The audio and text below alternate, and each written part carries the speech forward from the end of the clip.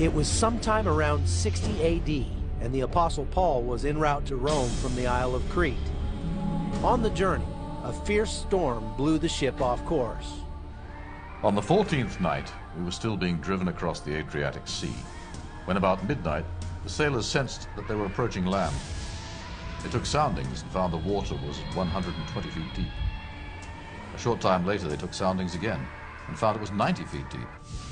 Fearing that we would be dashed against the rocks, they dropped 4 anchors from the stern and prayed for daylight.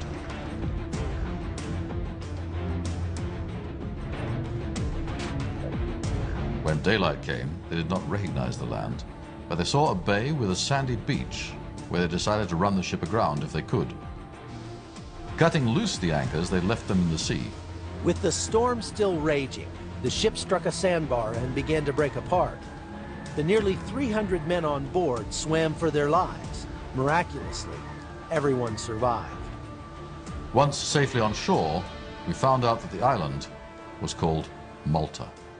And so began a Christian influence in Malta that has continued down through the centuries. Today, Malta is Europe's most religious nation.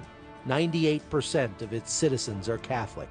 St. Paul is memorialized across the island, nowhere more than in St. Paul's Bay, where tourists come to visit the shipwrecked cathedral and see the spot where most believe Paul's ship ran aground nearly 2,000 years ago.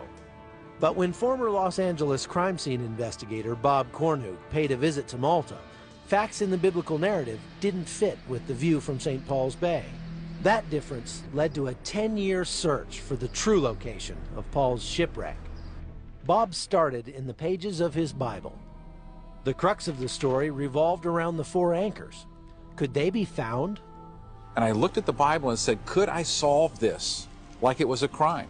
Could I take the evidence that exists on the pages of the Bible and actually find these lost anchors that the Bible talks about? Acts 27 and 28 gives a very detailed account, so Bob listed 4 factors that would have to match up in order to find the true location.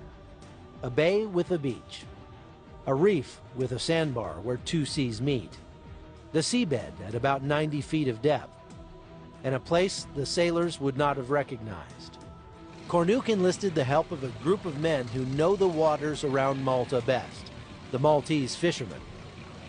So what I did is I started my search by going out with these fishermen that knew the weather, knew the currents, knew the topography of the ocean. They took me out with them and they explained to me all the possible